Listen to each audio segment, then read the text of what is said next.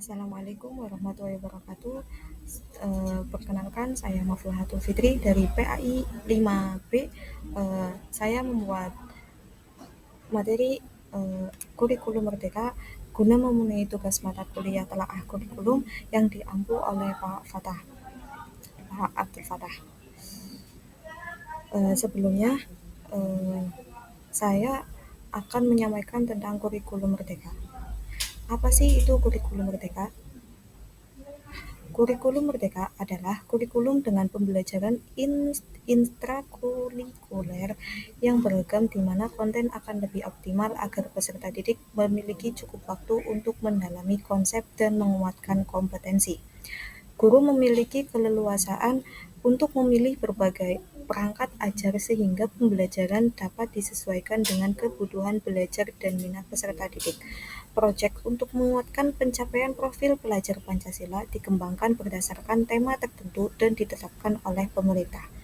Itulah sedikit pemaparan tentang kurikulum merdeka. Lalu apa tujuan kurikulum merdeka?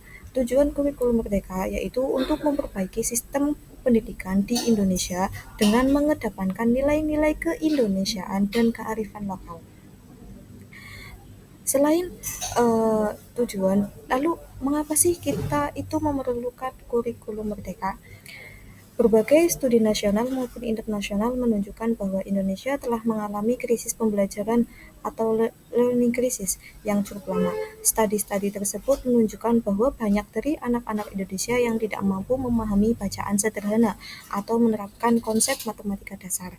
Temuan itu juga memperlihatkan kesenjangan pendidikan yang curam di antar wilayah dan kelompok sosial di Indonesia.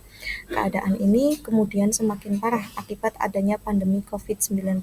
Untuk mengatasi krisis dan berbagai tantangan tersebut, maka kita memerlukan perubahan yang sistemik, salah satunya melalui kurikulum.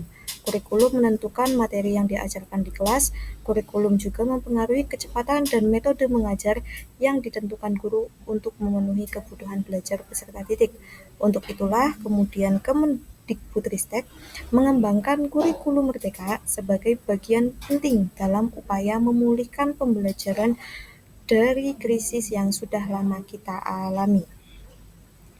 Lalu apa keunggulan kurikulum merdeka itu sendiri? Yang pertama ada lebih sederhana dan mendalam. Maksudnya fokus pada materi yang esensial dan pengembangan kompetensi peserta didik pada fasenya. Belajar menjadi lebih mendalam, bermakna, tidak buru-buru, dan pastinya menyenangkan. Lalu keunggulan kurikulum merdeka yang kedua yaitu lebih merdeka. Maksudnya gimana? Yaitu guru mengajar sesuai tahap pencapaian dan perkembangan peserta didik dan satuan pendidikan memiliki wewenang untuk mengembangkan dan mengelola kurikulum.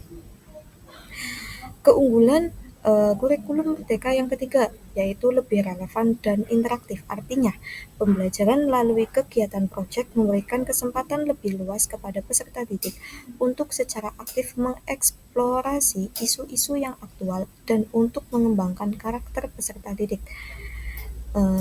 Keunggulan kurikulum merdeka yang keempat yaitu lebih fleksibel, artinya struktur kurikulum lebih fleksibel, jam pelajaran ditargetkan untuk terpenuhi dalam 1 tahun, dan capaian pembelajaran diatur bukan per tahun.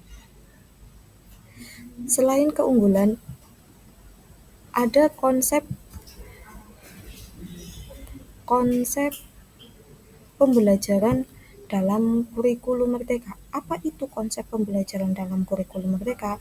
Salah satu konsep penting dalam kurikulum merdeka adalah konsep pembelajaran, di mana konsep pembelajaran mengacu pada pendekatan yang berpusat pada peserta didik. Artinya, peserta didik dijadikan sebagai subjek utama dalam proses pembelajaran. Peserta didik tidak hanya diberikan pengetahuan dan keterampilan, tetapi juga diberikan ruang untuk mengembangkan kemampuan diri dan kreativitasnya. Tujuan konsep pembelajaran yaitu konsep pembelajaran kurikulum merdeka bertujuan untuk menghasilkan generasi yang lebih mandiri, kreatif, dan inovatif. Selain konsep, ada juga prinsip dalam konsep pembelajaran kurikulum. Yang pertama, ada pendidikan berpusat pada peserta didik.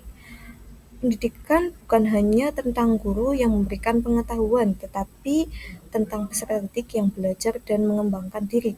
Guru dijadikan fasilitator untuk membantu peserta didik dalam mengembangkan potensi diri. Yang kedua, pengalaman belajar yang lebih menyenangkan. Artinya, belajar yang menyenangkan dapat meningkatkan minat peserta didik dalam belajar. Oleh karena itu, pembelajaran tidak hanya dilakukan dalam kelas, tetapi juga di luar kelas dengan melibatkan kegiatan yang menarik. Prinsip dalam konsep pembelajaran kurikulum yang ketiga, adanya mengembangkan kreativitas dan inovasi. Artinya, peserta didik didorong untuk berpikir kreasi dan inovatif dalam menyelesaikan masalah. Pembelajaran dilakukan dengan cara yang interaktif sehingga peserta didik dapat mengembangkan kemampuan berpikir kritis dan kemampuan bekerja sama. Yang keempat, ada pembelajaran yang kontekstual. Artinya, pembelajaran disesuaikan dengan konteks kehidupan peserta didik. Kurikulum Merdeka mengutamakan pembelajaran yang berbasis pada pengalaman dan kearifan lokal. Peserta didik akan belajar tentang nilai-nilai lokal dan mengaplikasikannya dalam kehidupan sehari-hari. Cukup sekian presentasi tentang kurikulum pendidikan kurikulum Merdeka dari saya. Maaflahatul fitri, kurang lebihnya mohon maaf. Wal afu minkum. Wassalamualaikum warahmatullahi wabarakatuh.